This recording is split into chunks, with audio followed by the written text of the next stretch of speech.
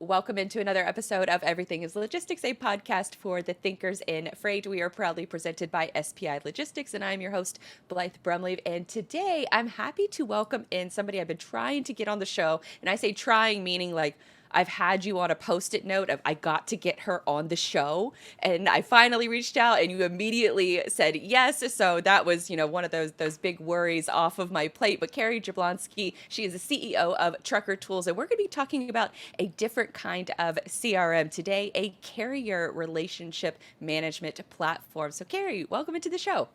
Thank you so much, Blythe. I, of course, was eager to get a message from you. So very honored to be here. Absolutely. Now, we first met at FreightWave's F3 event last year, and we were sitting across the table from the Freightvana guys of Don and Lars, and we were talking a lot about like chess and traveling. Yes. And both you and Lars convinced me, because I had a New York trip coming up soon. Both of you convinced me, do not stay in Times Square. And that was such great advice because we ended up staying. We stayed in another part of New York. So we stayed in Koreatown, which ended up being really wonderful and like great food and just a great vibe environment. But I'm so glad we took your advice and stayed in another part of town. That's great. Did you go to Times Square at all while you were there? A little, more or less like, passing through. I think you kind of have to see it, on like the first or second night that you're there, but everywhere else was, the museums and the sightseeing. We didn't do a lot of touristy stuff, which I was thankful for. We did a lot of like smaller shops and exploring and things like that. Great. So now with you and your story, because you come from, a big city in Boston. I believe you said that you grew up in the Midwest area, or you're currently there in the Midwest area based in Chicago. But I'm curious as to what first got you into freight? What got you interested in the industry? Yeah. So honestly, I think my interest in transportation goes way back growing up. So I am from Boston. And my mom was really involved in local government when I was growing up. And she just always talked to us about planning, infrastructure, how things work, how things move, which kind of got me just fascinated with the concept of place and how do you develop cities? How do you develop connectivity? I love maps, got one behind me right here. So I think from a young age, I've always been interested in that. And fast forward several years, following college, I spent a couple of years as a consultant, which was great, but knew pretty quickly I wanted to be in a business, driving impact, making decisions with some real skin in the game. And around that time, Uber was really blowing up. And I thought, what cooler experience than being part of scaling a business that is probably the most transformative. Certainly technology, I think, in how cities operate, move, connect, how people move and connect, at least in my lifetime. So had the good fortune to join the Uber team back in 2016, and I spent a couple of years there. I was never on the freight side myself. I worked on the ride sharing and Uber Eats parts of the business, ride sharing in Washington, D.C., which was one of the U.S. kind of hubs. And then I spent some time abroad, primarily in Mexico City, working on Uber Eats for Latin America. And I left right after we went public, and a lot of my colleagues, friends had either gone to work for Uber Freight in that time period. It was a mysterious, interesting, exciting business, or were leaving Uber to start their own companies. And a ton of people saw a lot of opportunity in the freight space for reasons, we could talk about all day long, that are definitely still opportunities. And it got me thinking, what a cool, interesting space to be in. What more important than supporting how everything is moved. So was interested in freight, and following Uber, I got my MBA, and that's where I met kind of the convergence of freight, and some other things happened to bring me to Trucker Tools. I met the current owners of Trucker Tools, Alpine Investors, while I was doing my MBA. They have a really interesting operating model where they hire operators right out of school to come in and work with founders to transition management as they're looking for a full exit. And that's how I joined the business. They had just acquired Trucker Tools. Given my background, my interest in logistics, transportation, my experiences before Trucker Tools, it was just a perfect match, perfect convergence. So that's how I got here. I love that part that you mentioned about, Uber Eats, because I was listening to your interview on Truck and Hustle. You were talking about how living you moved abroad to, like, I think Indonesia and then also Mexico City, I think, for a while. What was different about, I guess, the markets abroad versus like the Uber Eats market in the US? Great question. So abroad, Uber Eats is, I think, a more efficient business. It's been a while since I've, worked in the business, and Uber Eats really took off at the beginning of COVID. And I think Mm, it's now kind of 50-50 of Uber's revenue with ride sharing, which is amazing. wow. Um, but the thing about Uber Eats in Mexico or Indonesia, which are the two international markets I worked in, is you're able to be really efficient with deliveries because so much of what they call supply, driver supply, courier supply is on two wheels, whether it's a bicycle or primarily motorbike. Which commands different unit economics when it comes to compensating drivers, and you're just able to be a lot more nimble. Those cities are massively congested in ways that, if you've only ever spent time in the US, I don't think you could even comprehend. Like, it puts Chicago traffic, LA traffic to shame. So having kind of more nimble delivery folks combined with that horrible congestion that actually makes delivery a much more kind of appealing option sometimes, depending on where you live, I think Interesting. make the markets really appealing. And those sort of emerging markets were definitely pioneers ahead of the US in everything delivery. So not just food delivery, but there are plenty of competitors in Latin America and in Asia that have pioneered the super app model, where it's not just food delivery. You can get cash delivered, you can get books delivered, you can get groceries delivered, you can get someone to come walk your dog, give you a manicure, give you a massage. So just a lot more appetite for that on-demand economy than I think what we've seen so far. At least, again, this is all pre-pandemic in the US. That's super interesting because I noticed when I was in New York, all of the different modes of transportation that they Yeah. to deal with the congestion. Everybody that was delivering something was on one of those electric bikes, like the Yep. e-bikes. There were bigger trucks that had to offload into like the smaller sort of, I guess almost like the UPS, like Amazon freight style trucks, and they would unload those even more into like a smaller, like cargo bike type of Yep. truck. So that it's amazing that some of that maybe is moving over to the States where it makes a ton of sense. Now, as you transitioned into the role with Alpine, what drew Alpine to notice trucker tools as a good option for them to buy out? Yeah. So two things. One, the freight space. It is I don't need to tell you how massive this market is. So they wanted in, they saw a ton of potential there. They saw that hasn't fully digitized yet. So they're buying vertical SaaS businesses, massive opportunity. And then specifically to trucker tools, we have a really interesting model that I don't think is replicated by anyone in this space, in that we've got this virtuous cycle of started as a mobile app for carriers. We've really amassed a really large part of the carrier market, especially small fleets, owner operators, the hardest folks to track down on our mobile app because it's been in the market since 2010. Our founders were totally visionary when it came to realizing that drivers would be moving to kind of this mobile lifestyle, build a mobile app for life on the road. From there, able to start tracking loads with brokerages, and created this virtuous cycle where the more drivers you get on the app, the easier it's going to be to track their loads. The more brokers you have tracking loads, the more drivers are going to get on the app. And then added in our digital freight matching platform as well to take advantage of all of that data and information and that mobile first experience. So we've got a pretty unique business model that not many folks in the industry can replicate. And I think our number one asset is that massive carrier network that's highly engaged on our mobile platform. So that's what Alpine was really excited about. And what's super interesting about the Trucker Tools origin story is that it was started like in 2009, around the same Yeah, time as the App Store was launched. Social exactly. media platforms are launching. Why? I guess I'm still like struggling to get folks to realize the value of having a website, but like 10, 20 years ago you guys are already on the App Store. Why Yeah. why do you think the App Store was so important? Is it because of the mobile driver lifestyle? Yeah, definitely. Mobile driver lifestyle. I think one of the first features in trucker tools that took off and continued to grow carrier interest, which was really just kind of a word of mouth play, was truck stop reviews. So aggregating reviews on what is available at different truck stops, what do different truck stops offer, which do they not offer.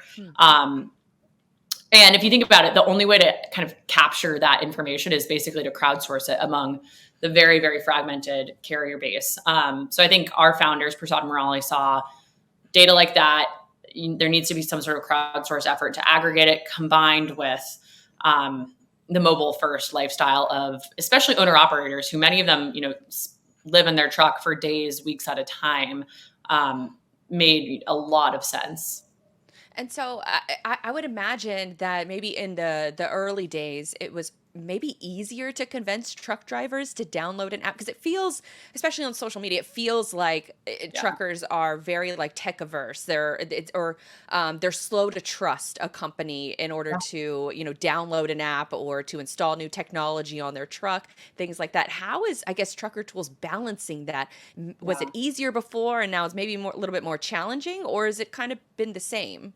So we're growing our monthly active users kind of at an accelerating rate, actually. So I wouldn't say it's getting more difficult.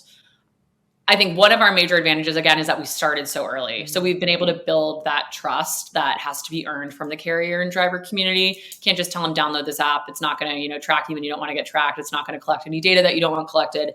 That really needs to be earned over time. So starting 13 or so years ago, we've been able to just prove ourselves out in the market. So that's been a major advantage. So there's a ton of brand trust, a ton of brand loyalty, especially in those early days, providing those free tools for life on the road. We've got 17 tools for life on the road, ranging from truck stop reviews, like I mentioned, way station locator, truck specific routing, parking and weigh scales, kind of everything you might need as an owner operator to live your daily life, we've got in the app. So that just continues to drive not just kind of that initial download, but continued engagement.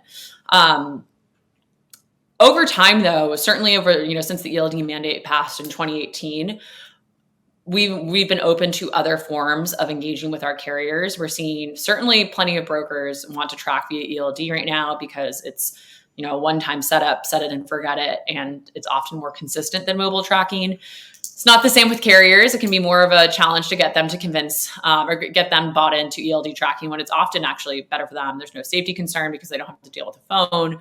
They, again, set it and forget it. Tracking's not going away. It's definitely becoming a ubiquitous requirement, especially in a market like this. So we've really focused on building out our ELD network as well, to build, an alternative for carriers to track with and to engage with us with, which has gone really well.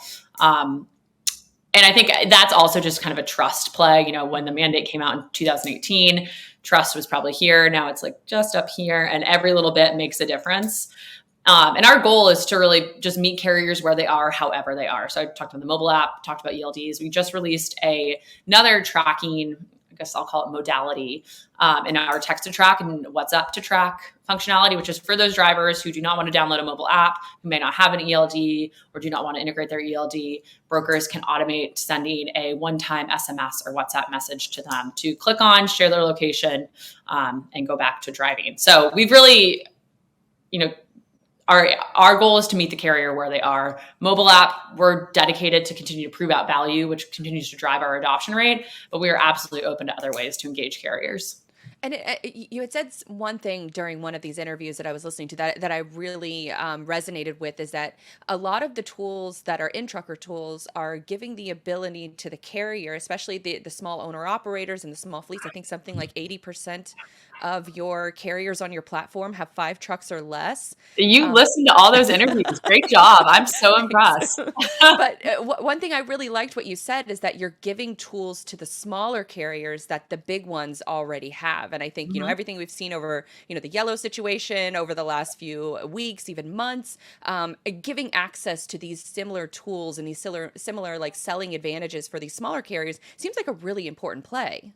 Absolutely. Yeah. And that is kind of the founding vision of Trucker Tools, was to democratize and improve opportunity, improve life and the lifestyle of the owner operator out there. So that is super core to our mission to this day. And, we're constantly looking at our app thinking, what else can we be providing that is going to allow the owner operator to be more competitive, to have better intelligence, to make better decisions. Just a couple examples. We integrated with FreightWave Sonar last year. We give away track rate data and sonar data to small carriers for free. So huge shout out to our friends at FreightWaves for that partnership, which helps our owner operators make better decisions about which lanes to bid on, where they should go, what rates they should be pursuing. And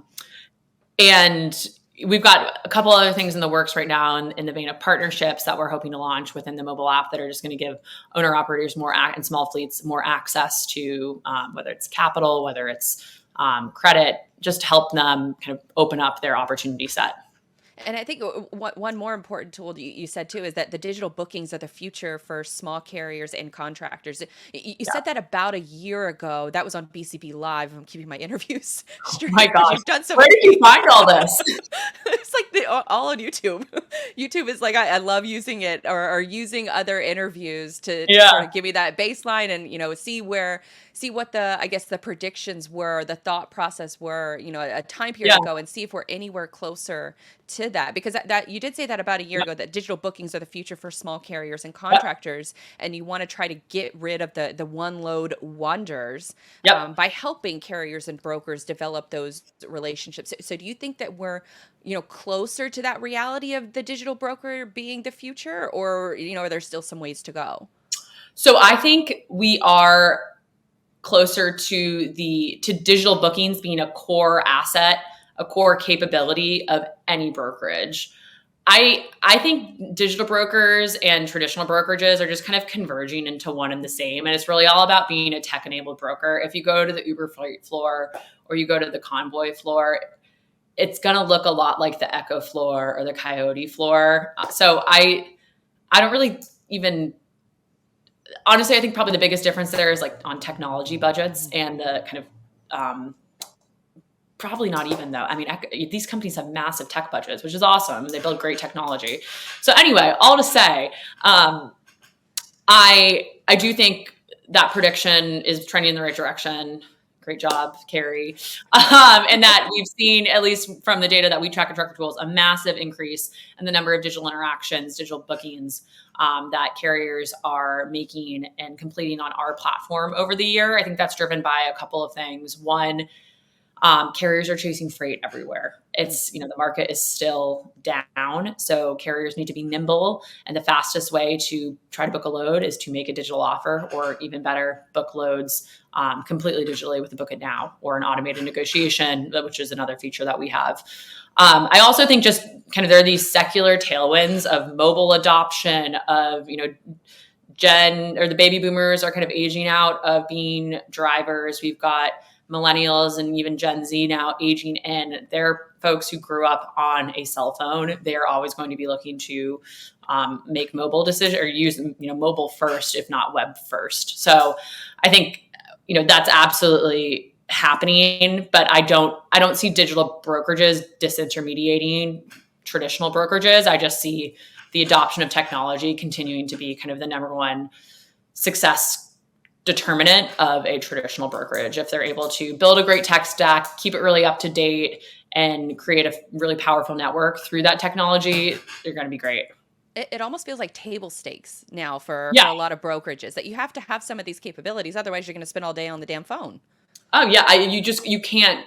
There's no way to exist, especially, again, in a market like this. I know a lot of customers and folks in the industry, brokerages I've talked to, while the market's been down, stressed, they just can't be investing in technology now, which I get. Like, you got to run a business and you got to run it lean while rates are what they are right now. But I do think, to your point exactly, there is so much that you can automate. And if you start thinking about how can technology spend, not replace headcount spend, but actually increase the productivity of headcount and reduce the pace at which you need to add headcount into the future, it can make a lot of sense to invest right now. 100%. Because I think that for, a lot of these businesses, they're looking to find ways to gain that little bit of an edge. And if you can offer a suite of tools, which obviously, Trucker Tools is giving that to the carriers, but on the broker side of things, what does that, experience look like for them? Are they using the mobile app? Are they using a desktop version? What does that experience look like for them? So our belief is TMS integration first. We want to be operating wherever the core workflow of the broker is. So we've got integrations with dozens and dozens of TMSs, ranging from kind of the Cadillacs, super large, In-house, certainly custom built TMSs, really, really big brokerages, all the way down to kind of the long tail of TMSs. Some of this, high volume, smaller TMS models. So our kind of core product suite, you can think about, we've got our load tracking product for brokerages and our digital freight matching, digital booking product for brokerages. All of them are integrated fully in these TMSs so that when a broker on the floor, a carrier sales rep, what have you, is working on a load, they can simply automatically initiate tracking with the driver phone number, which they should already have in the TMS. They receive offers directly into the TMS so that they can review them in real time. They can set, information about counter offers or automatic accepts, rejects based on offer information that comes in to speed up the time from bid to book. So the broker experience is 95% of it is happening within a TMS. We do have web portals for digital freight matching and our load tracking platforms, should that ever be of interest or of use for brokerages. But our belief, just again, based on what our customers tell us, is they do not want hundreds of tabs open on several screens like every broker has. They just want the team focused on a single workflow. So that's where we plug in. Yeah, you don't want like 27 monitors. I know like some brokers like that their offices have at least 2 monitors. Sometimes it's 4. It gets crazy. It's nuts. And then you always got the TVs on all over the place, just tracking everything that's going on in the world. It's a fun atmosphere. And it's one of those, like, how do you guys focus? Like, as a marketer who stayed on the outside of the broker floor, I'm like, I don't know how any of you people get anything done on the broker floor. Oh yeah, and everyone's, on the phone and talking to each other. It's nuts, but it's fun. Yeah, it's fun to like walk into, like, as I'm going to get my coffee, like, oh, yeah, it's exciting. And then I go back to my quiet little like writing hole in order to actually like get some stuff done. Now, I guess the broker mindset, what does, I guess, the move to digital freight, is it a good one? Is it a more efficient one? Is it, when we say a digital brokerage, are we more referring to like AI and automation, or is it like kind of a combination of like people skills, automation, and AI? I think it's the latter there. It's a combination of all the above. Again, I think every brokerage is going to be tech enabled if they aren't already right now. And the winners are going to be a combination of 2 things: who's building and buying, licensing the best, most efficient technology stacks to empower their people to do more and be more efficient, booking more loads per day is kind of a core metric there, combined with the team who is most adept at building and sustaining relationships with shippers and carriers. Like, this is, you can't just flip a switch and overnight everything has gone digital. I firmly believe there's always going to be a human element to freight. And that digital tools like ours, AI, enabled tools are serve to make the people who are making the freight move more efficient and more productive, cut out more of the noise so they can spend more of their time on kind of value generating activities, whether that's landing a new shipper client or helping a carrier through a particularly challenging exception management situation, rather than, building loads manually into TMS, making phone calls to track drivers, emailing back and forth to negotiate on a load. And it almost sounds like that's where like the carrier relationship management part comes into play for a lot of these brokerages. Is that a safe assumption that that's where they can kind of pool their carrier base and keep like the good ones on one list, and then on another list is kind of the secondary? Is that kind of how it works? Exactly. So our carrier network, like I mentioned, we've got 315,000 MCs on our network. Plenty of brokerages we work with have carrier networks into the low 6 figures. Kind of your average brokerage, I would argue, has several dozen thousand carriers in their network. That is a lot of carriers. And if you think about how brokerages have run for the last, several decades, it's been a lot of tribal knowledge, pen and paper, Excel spreadsheets that may or may not be shared with everyone. There's version control issues. Everything's manually stored. So our vision for a carrier relationship management system was to digitize all of that information and turn it into a data advantage, so that brokers, as opposed to searching for information on which carrier is the best carrier to use for lane, or I'm kind of one-off strange load, I can't remember who it was that so-and-so called last time, they have all that information digitally at their fingertips in a way that is getting proactively pushed to them, and allowing them to engage with those carriers, ideally through digital first channels, but also, we've got email addresses and phone numbers in there, so that they can just get the right load to the right carrier faster. Now, on the other like CRM side of things, like the internal like Trucker Tools Yep. CRM, how are you, I guess, approaching, different carriers and different brokerages to join the Trucker Tools platform? Because it seems like you guys, are really like all over the place, like podcast interviews, speeches. Like I feel like I see you at every trade show. Like, Uh, what does like the CRM or the marketing high level yeah. plan look like for Trucker Tools? Yeah, well, I appreciate that. We've definitely focused the last year on really getting out into the market. So good to hear someone has taken note. I really appreciate it. And I feel like I've Um, seen you everywhere. well, we have an awesome team. I would be remiss not to say that first. Our VP of Marketing, Alex Elevator, our VP of Sales, Adlon Adams, our COO, Rohit Bezwada, just phenomenal rock stars. We've got amazing product managers, Jessamine and Jarrett. So just kind of top to bottom, our team is awesome. Which makes my job consequently very easy. I'd say we have been super focused on the broker 3PL market. We do work with shippers. We're a great solution for them in many cases. But I think when you think about some of the other visibility players in the space, there is a bit of lack of focus and overextension, and something we've been deliberate about. Maybe it's because we're private equity backed, which has kind of forced us to be deliberate and thoughtful about who we go after and why. We have just been focused on solving broker 3PL problems.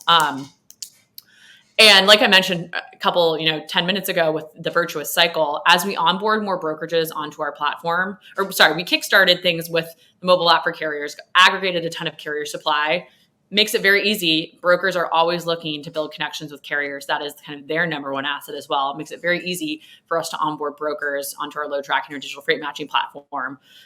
Getting more, loads on our platform, becoming a more ubiquitous, player in the space drives even more carriers to want to join because they're more likely to be asked to track through Trucker Tools. And we want to make our tracking with us the easiest, most seamless carrier experience possible. They're looking for freight right now. So they want to get on Trucker Tools loads marketplace so they can see what's available, make some offers, maybe engage with a brokerage that they haven't worked with before. So they're going to download the app or go onto our web portal. So the go-to-market motion is definitely kind of one of this flywheel. But we get out in the market a ton. We want to be talking to customers. I talk to dozens of customers every week, dozens of prospects myself to get feedback on, this is what we're thinking about building from a product perspective. Can I get some feedback from you? Hey, what are your biggest problems right now when it comes to visibility, and how can that inform what we're building? So it's not, our technology is very, very impressive, but I think the way we go about going to market is not, I'd say, rocket science, and that we are just in the business of solving broker problems and giving carriers opportunities to make their lives easier. So, you'll see us at trade shows all over the place. We're going to Banyan in September, McLeod in September, TIA in October. So we're always out in the market. We've got our sales team going to meet with prospects constantly in person, and again, huge shout out to our marketing team for just upping our presence online. I think freight seems to live on LinkedIn is one thing I've noticed in my time in the industry. So we're definitely growing our presence there. Yeah, it's one of those things where the freight community is really strong on LinkedIn, and it's starting to grow on Twitter, which is kind of, or X, whatever the platform's name is. I'm still going to call it Twitter, I think, I for know. the I wonder, foreseeable are we future. just always going to call it Twitter? I think we're always going to call it Twitter. Yeah, I'm like, it just doesn't flow off the You can tongue. say, oh, X did you see is. that X? Yeah. Well, I did see Freightwave CEO Craig Fuller said last night he's kind of coining the term Freight X as like the freight community on Twitter, and he I said, dig if it. you have any friends in freight, invite them on Twitter. So that's my spiel for on freight or on Craig's side of things. Now, I love Craig's Twitter. So maybe I'm very much a kind of lurker on Twitter where I'm always on there, but I haven't participated in Freight X yet, but maybe this is my sign to get involved. yes, absolutely. Now, I was gonna go into a few different like rapid fire questions where I like to ask, folks who come on the show, like, what is your favorite social media platform? It kind of sounds maybe like LinkedIn, or is there, a surprise? I think it's LinkedIn, which is really sad. But Not yeah, sad. I'm not big on Instagram or Facebook, and I lurk on Twitter, but I think especially since joining the freight industry specifically, my LinkedIn usage is probably just taken off. So I'd have to go LinkedIn All right. dramatically. Yeah. What is your favorite SaaS tool that's not your own, favorite SaaS tool that you can't live without? Oh, I think it's got to be Slack. Close second for Notion. I don't know if folks know Notion out there, but we use that for knowledge management at Trucker Tools, and it's amazing. So one of those two. Yeah, Cosi. Well, I use a similar tool called ClickUp, but Yep. I don't know where I would be without some kind of like project management tool. It Yep. has to be something that I use every day, like a Yep. Bible. Okay, so I know that you announced a Loacher partnership. Any cool other partnerships that you have going on with Trucker Tools or coming down the pipeline? Yeah. So like I mentioned, we're partnered with FreightWave Sonar, and we're always looking to deepen that relationship. They're a phenomenal partner of ours, and just the Sonar tool could not be more informative for brokers and carriers alike. So we're continuing to deepen that relationship on our mobile app for carriers, and also for brokerages. We're always adding new TMS platforms to the Trucker Tools ecosystem. So like I mentioned, Banyan, we're heading to their conference in September. They're really making moves in the FTL space right now. They're an exciting one that we've got going. I think another big one that's a little different than a traditional partnership, but I mentioned very briefly, we are now on WhatsApp, and given the nearshoring trend, so much freight moving from Mexico into the US, we saw a real need to build communication channels between brokers and carriers that happened where Mexican carriers tend to communicate, which is WhatsApp. So we're now live with WhatsApp. You can get WhatsApp anytime you've got a +52 phone number on Trucker Tools. We're always going to default to communicating with that driver to have them download the app, send status updates, our kind of one-time text to track. It's all going to happen through WhatsApp, which is awesome. That's super cool. I mean, I'm just completely fascinated by the nearshoring phenomenon Yeah. that's been going on. Even just like the concept of, some of the infrastructure that has to be established in like South America and road construction, and it's just I think that is probably the most fascinating part of the globe right now. So I'm glad that you brought that part up where you're incorporating the technology into systems that already exist within those regions of the world. Okay, so you've been a full-time CEO for Trucker Tools since early 2020, or no, early 2022, I think. Exactly. So you've been on the job for close to 2 years now. What do Yeah. you think has been the biggest challenge that you've learned from since that time? That's a great question.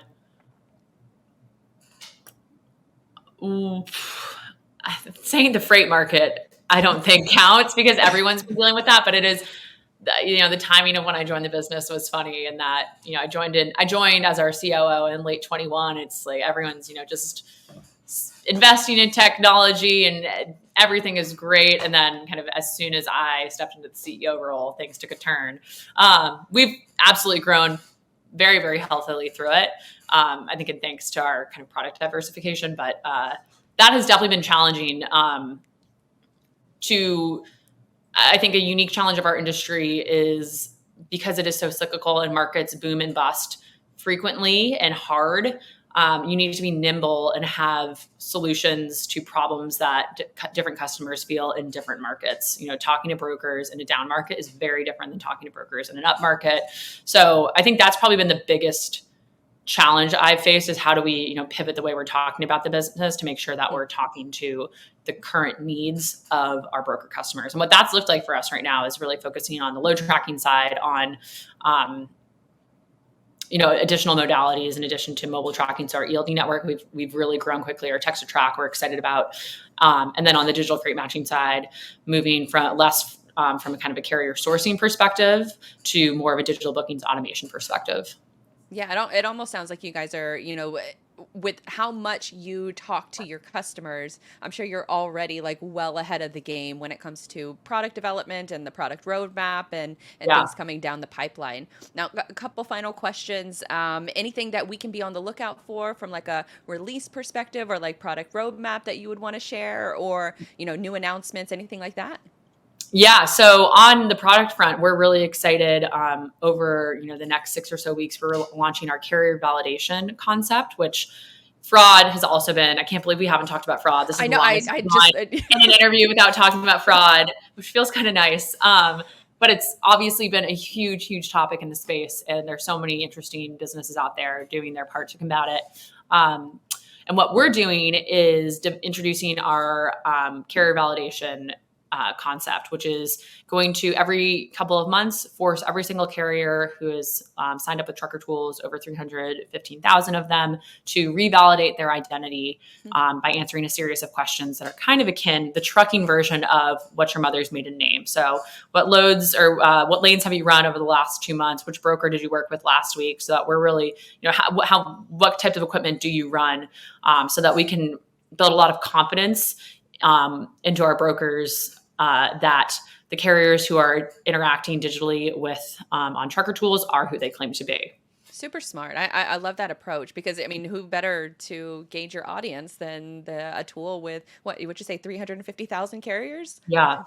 It's super impressive. And I think that, with you and leading the ship and watching your growth, it's just been really fascinating to watch. And especially from the lens of a female CEO that is, just a badass CEO in her own right, but also a female leader in this space, I think is really, really cool to watch. So, Kary, anything else that you feel is important to mention that I didn't ask?